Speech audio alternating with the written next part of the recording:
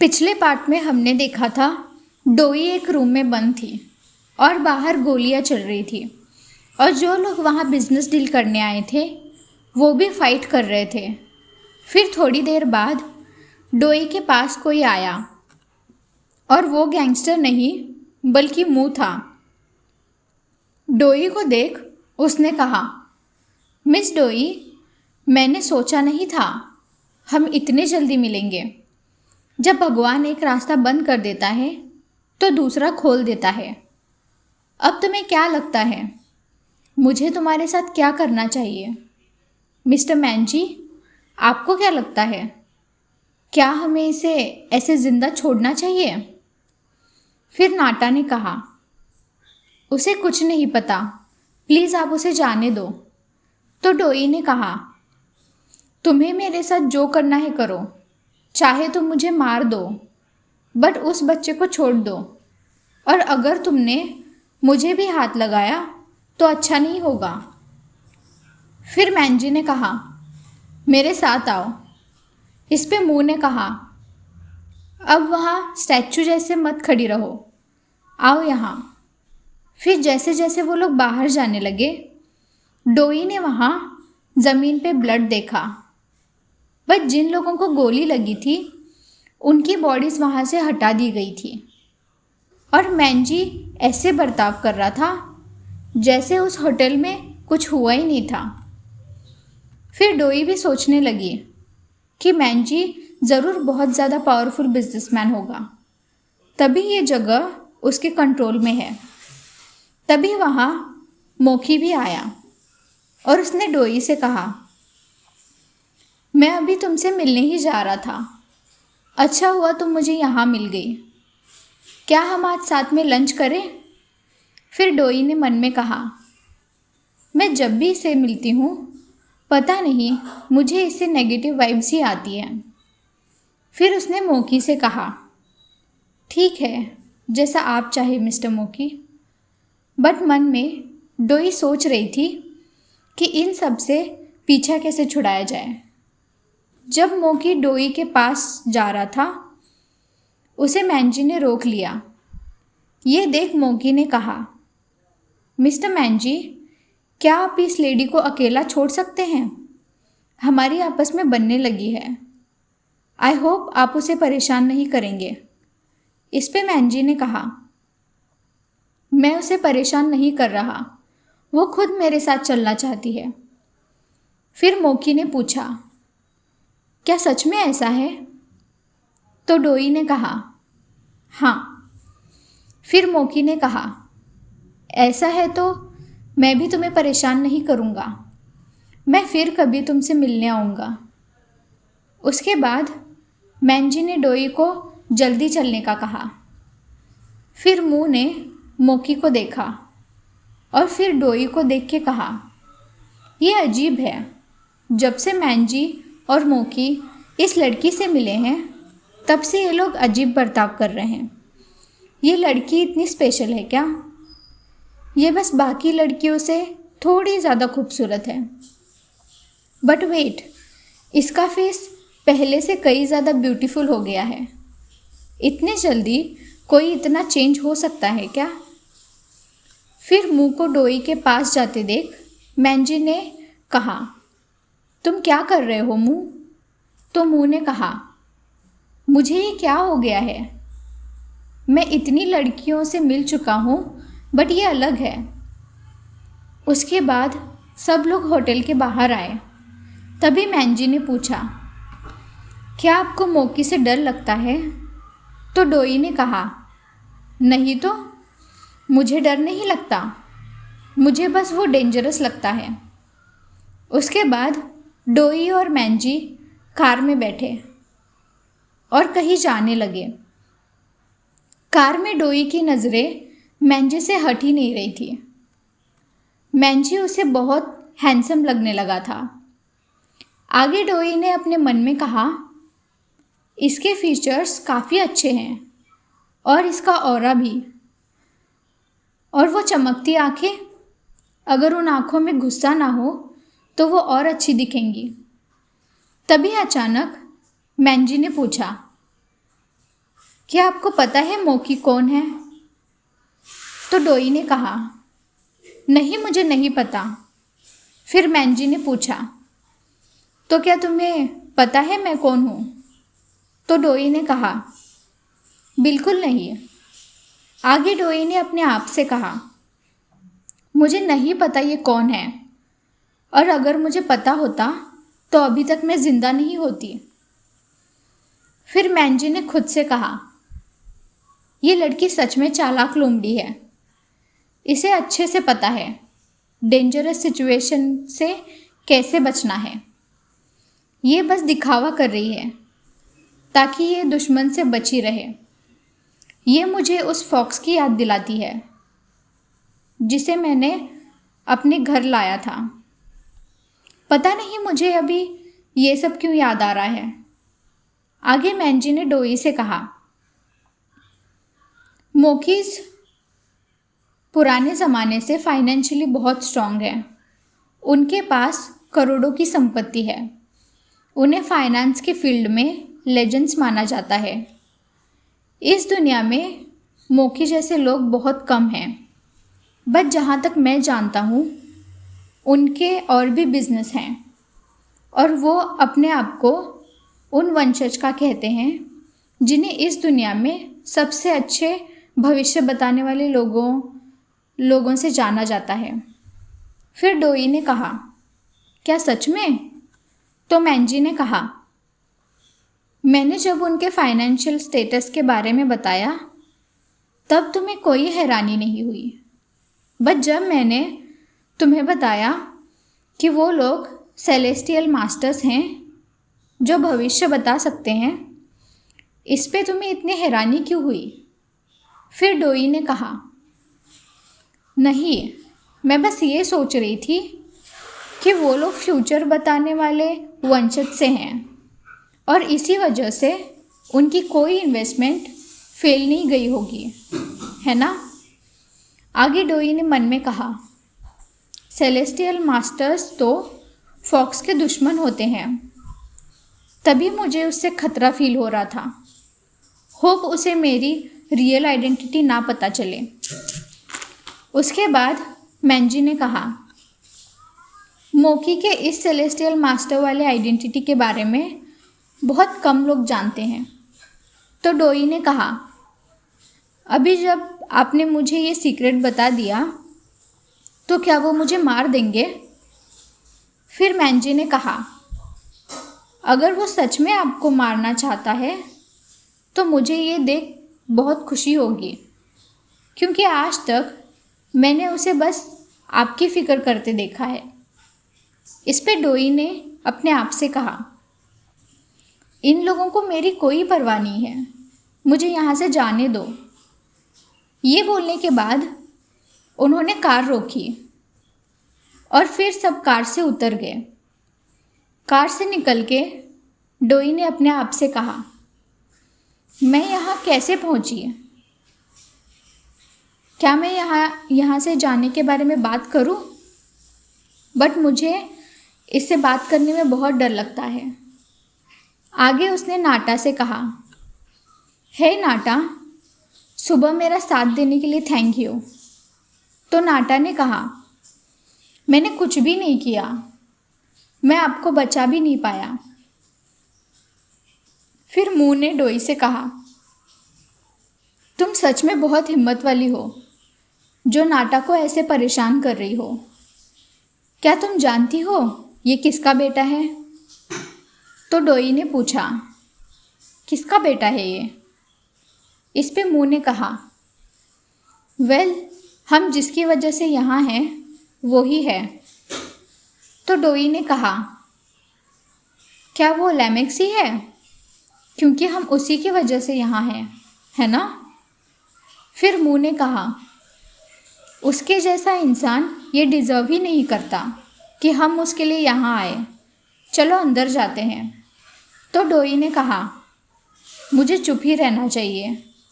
मैं जितना इनके बारे में जानूंगी उतनी ही मुसीबत में पड़ जाऊंगी। मुझे जितना हो सके इनसे दूर रहना पड़ेगा। बट मुझे नहीं लगता ये लोग मुझे यहाँ से निकलने देंगे। अब तो ये लोग मेरा नाम, मैं क्या करती हूँ, ये भी जान चुके हैं। अब मुझे गुड बाय बोल के चले जाना चाहिए, इससे पहले वो मेरे बारे में और इन्फॉर्मेशन निकालें। ये बोल के डोई मैनजी के पास गई और उसने कहा, मिस्टर मैनजी, थैंक यू मुझे उन लोगों से बचाने के लिए। मुझे काफ़ी देर हो रही है, मेरे कॉलीग्स भी परेशान हो रहे होंगे।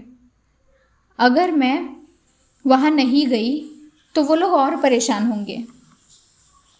फिर मैनजी ने कहा, आपको क्या लगता है मैं आपको यहाँ से जाने दूँगा? ये जानने के बाद कि आप मेरे काम के बीच आई। ये सुनने के बाद डोई को मैनजी और डरावना लगने लगा। आगे उसने मैनजी से कहा, बट इसमें मेरी कोई गलती नहीं है। मुझे उस आदमी ने रूम में बंद कर दिया था, इसलिए मुझे ना चाहते हुए भी आप लोगों की बातें सुननी पड़ी। फिर मैनजी ने कहा, आपने सब सुना, ये बात आपको माननी ही पड़ेगी। मुझे क्या हुआ ये जानने में कोई इंटरेस्ट नहीं है। तो डोई ने मन में कहा, अब मैं क्या करूं? कोई मेरी हेल्प करो। आगे डोई ने मैनजी से कहा, ठीक है, हम एक शर्त लगाते हैं, कैसा रहेगा? फिर मैनजी ने पूछा, कैसी शर्त? तो डोई ने कहा, वेल, अगर मैं यहाँ से आपको पता चले बिना निकल पाई तो आप आज की सारी बातें भूल जाएंगे, और आगे अगर हम कभी मिले तो आप मुझे अजनबी की तरह ट्रीट करेंगे, ओके? फिर मैनजी ने मन में कहा, मुझे पता था ये हार नहीं मानेगी। अगर इसके पास अभी पूछ होती तो ये लहरा रही होती। फिर मैनजी ने डोई से कहा, ये इंटरेस्टिंग है, मैं आपको एक पूरा दिन देता हूँ। अगर कल तक आप यही रही तो मैं आपके साथ मैं जो चाहता हूँ वो करूँगा। तो डोई ने कहा, ठीक है, अभी डील है। इस पे मैनजी ने कहा, बट अभी तक मेरी इजाज़त के बगैर यहाँ से कोई भी जा नहीं पाया। तो डोई ने कहा, क्या सच में? फिर मुँह ने कहा, कुछ भी मत बोलो मैनजी, मुझे अभी भी याद है वो फॉक्स तुमसे पूछे बिना ही भाग गई थी। तो डोई ने मन में कहा, लगता है मैंने अच्छा किया था। मुंह को बीच में बोलते देख मैनजी उससे गुस्से से घूरने लगा। ये देख मुंह ने कहा, चलो खाना खाते हैं, बहुत बातें हो गई। फिर डोई ने कहा, उन्हें क्या हुआ अचानक? क्या वो हमारे साथ खाना नहीं खाएंगे? तो मुंह ने कहा, मैनजी को साफ़ सफाई बहुत पसंद है, वो किसी के साथ खाना पसंद नहीं करता। ये सुनने के बाद डोई को मैनजी पे और शक होने लगा। उसके थोड़ी देर बाद डोई ने अपने कपड़े बदले और वो खाना खाने आ गई। खाना खाते वक्त नाटा भी वही था। नाटा ने डोई से पूछा, मिस डोई, मैंने सुना है कि आपने मैनजी से एक शर्त लगाई है, बट आप यहाँ से कैसे निकल पाएंगी? फिर डोई ने कहा, उसके लिए मुझे तुम्हारी मदद की ज़रूरत है। तो नाटा ने कहा, तो मुझे बस इतना करना है? मुझे रात को 2 बजे मैनजी के पास जाके ये बताना है कि आप चली गई? फिर डोई ने कहा, हाँ, तुम्हें बस इतना ही करना है। इस पे नाटा ने पूछा, मिस, क्या आप सच में यहाँ से निकल पाएंगी? फिर डोई ने कहा, हाँ, चिंता मत करो, मैं ठीक से निकल जाऊंगी। ये बोल डोई ने दरवाज़ा बंद कर लिया। उसके बाद नाटा सोचने लगा कि इस रूम से भाग जाना किसी के लिए भी पॉसिबल नहीं है। फिर भी जब 2 बजे तब नाटा ने मैनजी के रूम का दरवाज़ा खटखटाया और कहा, मिस डोई चली गई, ये सुन के मैंजी ने तुरंत दरवाज़ा खोला और कहा, क्या कहा तुमने? मैंजी और बाकी सब घर में डोई को ढूंढने लगे और फिर वो लोग डोई के रूम में भी गए। तभी मू ने कहा, क्या वो सच में चली गई? फिर मैंजी ने कहा, क्या किसी ने सीसीटीवी पे ध्यान नहीं दिया? क्या उसे जाते वक्त किसी ने भी नहीं देखा? इस पे वहाँ के गार्ड्स ने कहा, हमने सब देखा। उन्होंने तो अपने रूम का दरवाज़ा भी नहीं खोला और खिड़की के बाहर भी गार्ड्स हैं, तो खिड़की से जाना पॉसिबल ही नहीं है। जब गार्ड्स मैंजी से बातें कर रहे थे तभी डोई फॉक्स बन के उन्हीं के सामने से बाहर जाने लगी। जाते वक्त उसने मन में कहा, मैंने फिर से तुम सबको उल्लू बना दिया। तभी अचानक मैंजी ने पीछे देखा, फिर डोई ने भी उसे देखा और मन में कहा, क्या ये इतना शार्प है? इसे कैसे पता चला? मैं अभी वहाँ से गुजरी। तभी मू ने कहा, क्या तुम्हें वो दिखी मैंजी? फिर मैंजी ने कहा, नहीं, वहाँ कोई नहीं है। तो डोई ने मन में कहा, इसने मुझे डरा ही दिया था।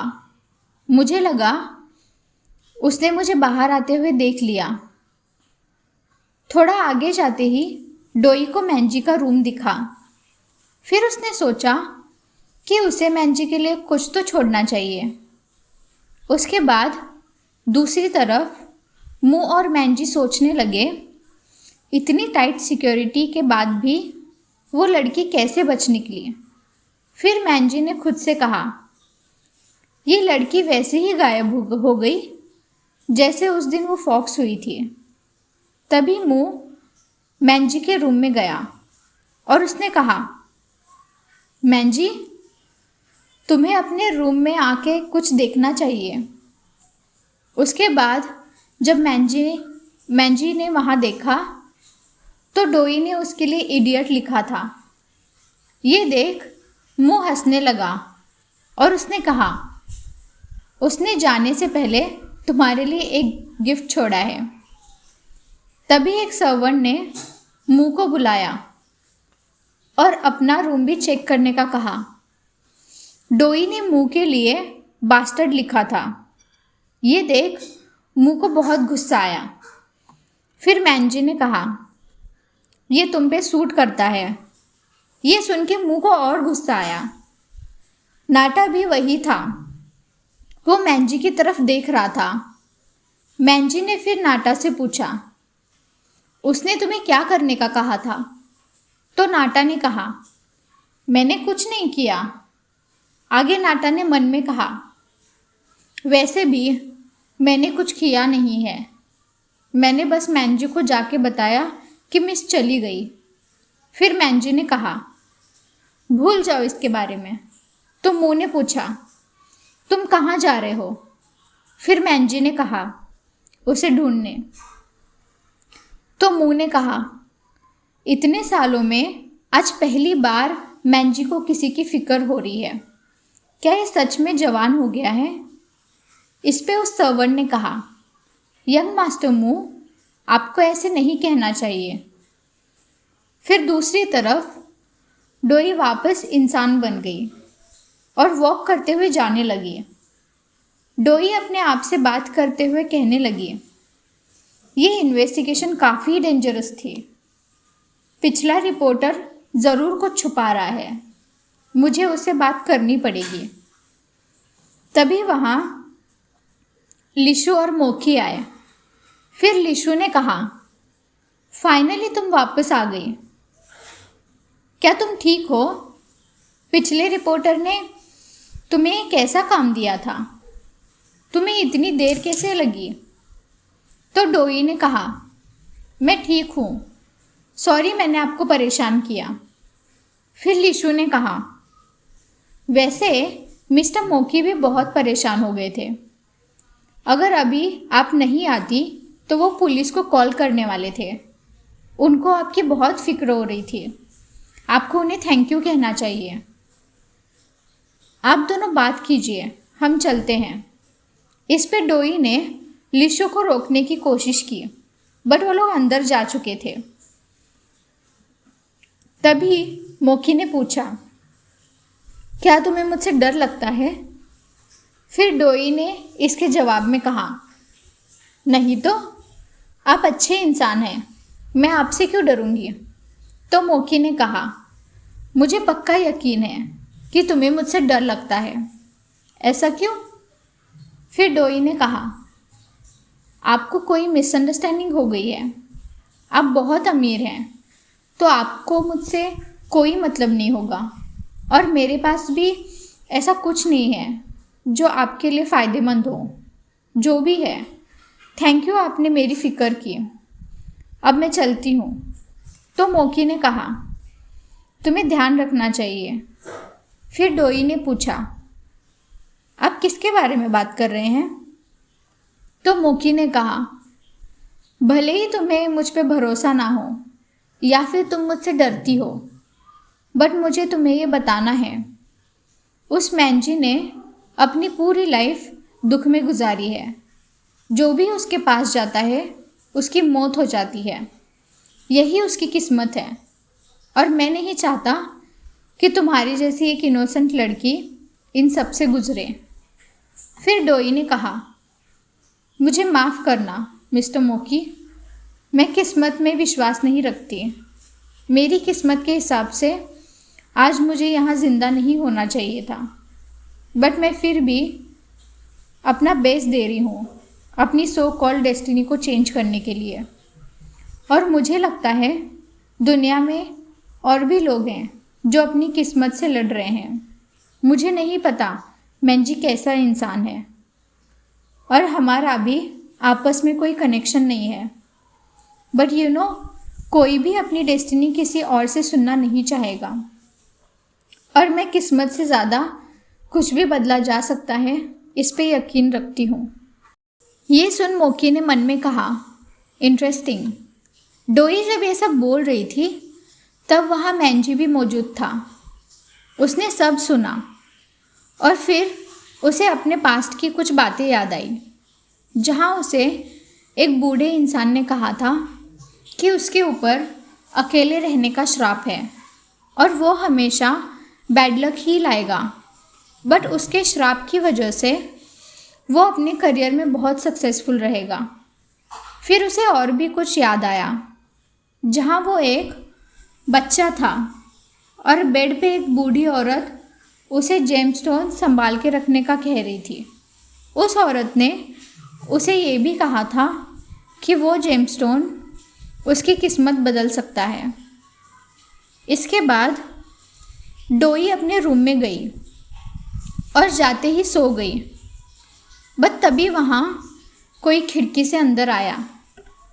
डोई को जब उस विंडो के खुलने का आवाज़ आया तब उसने अपनी आंखें खोली और उसने अपने सामने मैंजी को देखा। मैंजी को देख उसने ज़ोर से चिल्लाया और कहा, आप अंदर कैसे आए? आपने कहा था आप मेरा पीछा नहीं करेंगे। फिर मैंजी ने कहा, क्या तुम किस्मत में यकीन नहीं रखती? तो डोई ने मन में कहा, क्या इसने हमारी बातें सुनी? आगे उसने मैंजी से कहा, हाँ, मैं नहीं रखती। मेरे पेरेंट्स मुझे ज़िंदा रखने के लिए किस्मत से लड़ गए। उन्होंने सब किया ताकि मैं ज़िंदा रह पाऊँ। अगर किस्मत में जो लिखा है वो हमेशा सही होता तो मैं यहाँ नहीं होती। फिर मैंजी ने पूछा, तुम्हारे पेरेंट्स को क्या हुआ था? तो डोई ने कहा, इससे आपका कोई लेना देना नहीं है, मुझे उसके बारे में बात नहीं करनी। फिर मैंजी ने कहा, ठीक है, हम इसके बारे में बात नहीं करेंगे, बल्कि हमें मेरे बिजनेस डील के बारे में बात करना चाहिए। तो डोई ने कहा, मुझे आपके बिजनेस के बारे में कुछ नहीं जानना है। आपको मुझे कुछ भी बताने की ज़रूरत नहीं है। जब से मैंने आपकी बातें सुनी हैं तब से आप मेरे पीछे पड़े हैं। अगर मैंने और जानने की कोशिश की तो आप मुझे ज़िंदा नहीं छोड़ेंगे। फिर अचानक मैंजी डोई के पास गया और उसने कहा, क्या आप मेरी साथी बनेंगी? इस पे डोई ने कहा, क्या कहा आपने? तो मैंजी ने कहा, क्या आपको सुनाई नहीं दे रहा? मैं चाहता हूँ कि तुम मेरे साथ रहो। फिर डोई ने कहा, ये क्या कह रहे हैं आप? क्या ये मुझे परेशान करने का नया तरीका ढूंढा है आपने? क्या आप मेरी बन जाओ ये नहीं कह सकते? वो काफ़ी आसान है। तो मैंजी ने कहा, तुम्हारे ख्वाबों में भी हम साथ नहीं हो सकते। मैंने बस ये कहा, क्या तुम मेरी साथी बनोगी? क्या तुम बुद्धू हो? ये सुन के डोई को बहुत गुस्सा आया, बट फिर भी उसने शांति से कहा, ओह, मुझे माफ़ करना। शायद आप भी कोई सपना देख रहे हैं। मैं बस यहाँ अपना काम करने आई हूँ और कुछ दिनों में वापस भी चली जाऊँगी। मैं काम ख़त्म होने के बाद यहाँ नहीं रुकूंगी। फिर मैंजी ने कहा, क्या वापस जाओगी? जिसने तुम्हें चीट किया उसके पास वापस जाओगी? तो डोई ने कहा, तुम मेरी जासूसी कर रहे थे? इस पे मैंजी ने कहा, जब बात किसी की इन्फॉर्मेशन निकालने पे आती है तब मैं कभी फेल नहीं होता। फिर डोई ने कहा, तुम्हारी हिम्मत कैसे हुई? ये बोलने के बाद किसी ने डोई के रूम का दरवाज़ा खटखटाया। वो लिशु थी। उसने डोई से कहा, क्या तुम ठीक हो?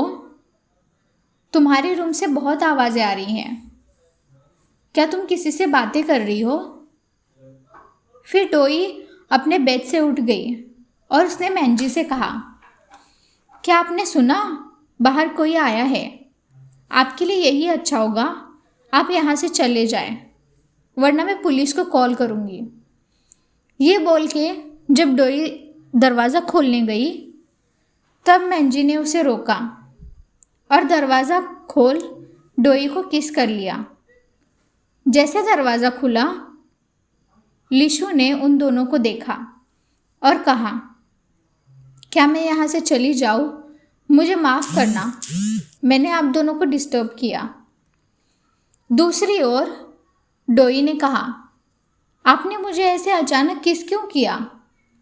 फिर मैंजी ने कहा, ये बताना बहुत मुश्किल है कि मैं यहाँ क्या कर रहा हूँ, इसलिए मैंने सोचा कि एक एक्शन की वजह से उसे कुछ बताना भी नहीं पड़ा और वो अपने आप यहाँ से चली भी गई।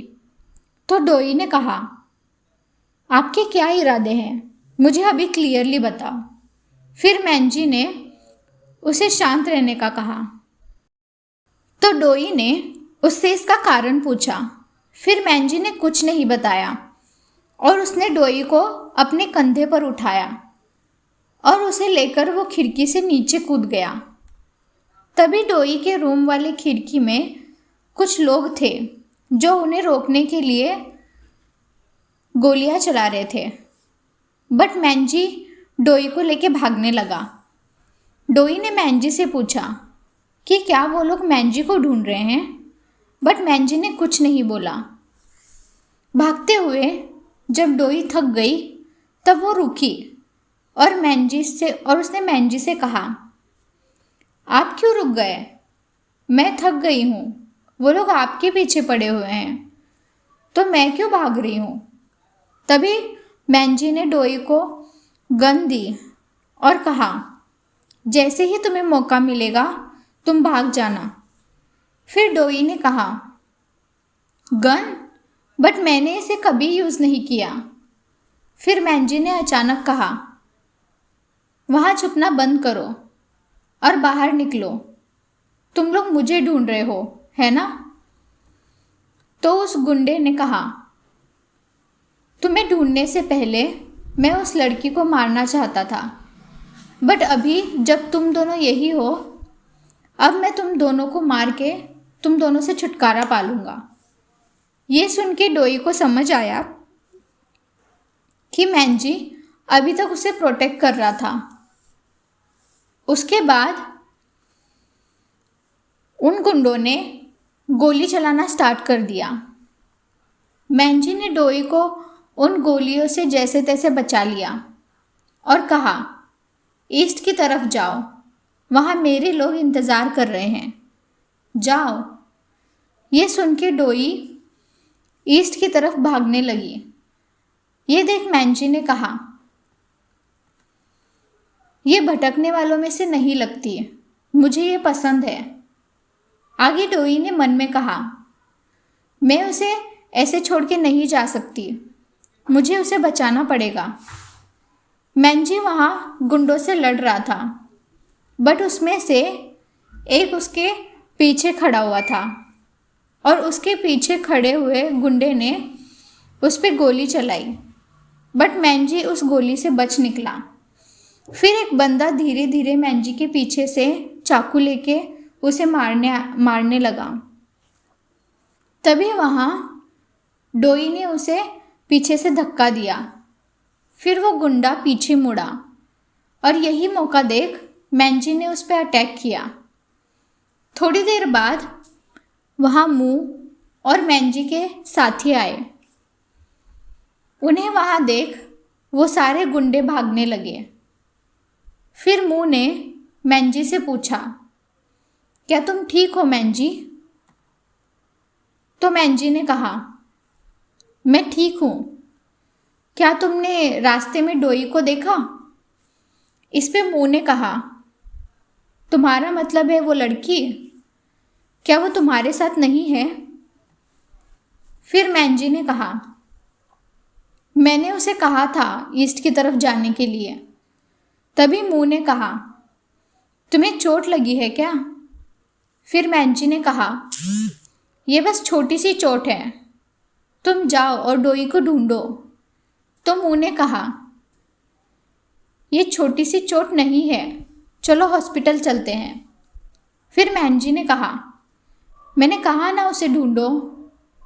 इस पे मू ने अपने आदमियों से कहा, हे यहाँ आओ और इन्हें कार तक ले जाने में मेरी हेल्प करो। बट जब उन लोगों ने मैंजी की तरफ देखा तो उन्हें मैंजी को हाथ लगाने से डर लगने लगा। ये देख मू ने कहा, सच में तुम लोग किसी को भी बिना सोचे मार देते हो, बस तुम मैंजी को हाथ लगाने का सोच के ही इतना डर रहे हो। अब जब तुम लोग इसे उठाने में मेरी हेल्प नहीं कर रहे हो, मैं खुद ही इसे कार तक ले जाता हूँ।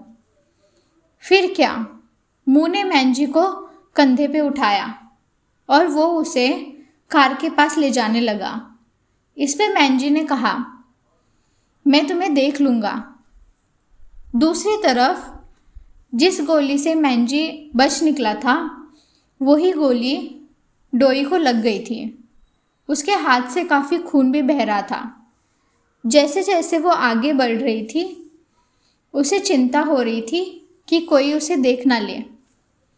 फिर डोई ने मन में कहा, अगर मैं अपने फॉक्स वाले फॉर्म में आ गई तो मैं इनविजिबल हो जाऊंगी। ये बोल के वो होश खोने लगी थी। तभी वहाँ उसे मोकी दिखा। उसके बाद डोई बेहोश हो गई और मोकी ने उसे पकड़ लिया और वो उसे घर ले गया। फिर अगले दिन दोपहर डोई को होश आया। जैसे ही उसने आंखें खोली, मोकी ने कहा, तुम उठ गई? अभी कैसा फील कर रही हो? तुम्हारे घाव का ट्रीटमेंट हो गया है, बस अपने घाव को थोड़े दिन पानी से दूर रखना। फिर डोई ने पूछा, क्या तुमने मुझे बचाया? तो मोकी ने कहा, हाँ, बट चिंता मत करो, मेरी हेल्पर ने तुम्हारे कपड़े चेंज किए, मैंने सिचुएशन का फ़ायदा नहीं उठाया। इस पे डोई ने मोकी को थैंक यू बोला। आगे मोकी ने कहा, कल ही तुमने मुझे कहा था कि तुम किस्मत में यकीन नहीं रखती, बट देखो क्या हो गया, इसलिए मैंने तुम्हें मैंजी से दूर रहने का कहा था। फिर डोई ने कहा, मैंने सुना तुम फ्यूचर बताने में माहिर हो, क्या इसी वजह से तुम्हें मिस्टर मैंजी के बारे में सब पता है? इस पे मोकी ने कहा, वो मैं ही था जिसने मैंजी के श्राप की भविष्यवाणी की थी। हमारी फैमिली इसके लिए जानी जाती है, बट इसके अलावा हम एक और चीज़ में माहिर हैं। जानती हो क्या? हम राक्षसों और बुरी आत्माओं को मारने में भी माहिर हैं, बट पिछले कुछ वक्त से हमने बुरी आत्माएं देखी नहीं हैं, इसलिए हम लोगों ने हमारी इस आइडेंटिटी को सबसे छुपा के रखा है। ये सुन के डोई ने मन में कहा, मतलब ये सच में फॉक्स के एनिमीज़ हैं। फिर उसने मोकी से पूछा, पर तुम ये सब मुझे क्यों बता रहे हो? तो मोकी ने कहा, अगर मैं कहूँ कि हमारा एक साथ आना तय है तो क्या तुम मुझ पे भरोसा करोगी?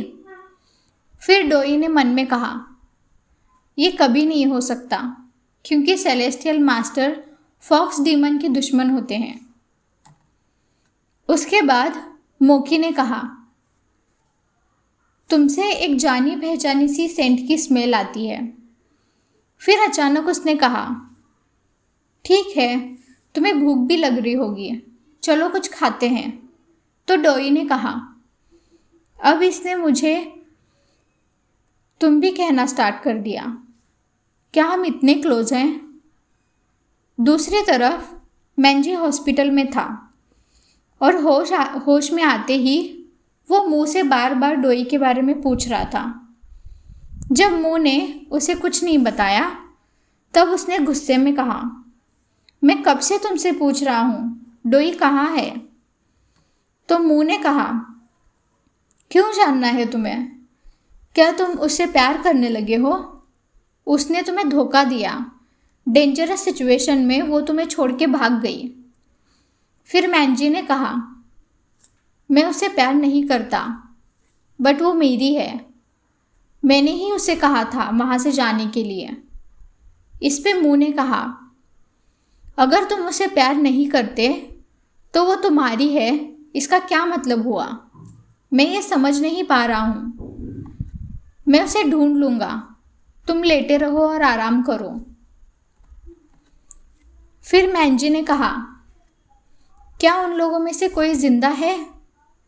अगर है तो उसे यहाँ ले आओ, मुझे उससे कुछ पूछना है, क्योंकि कुछ तो अजीब हुआ था वहाँ।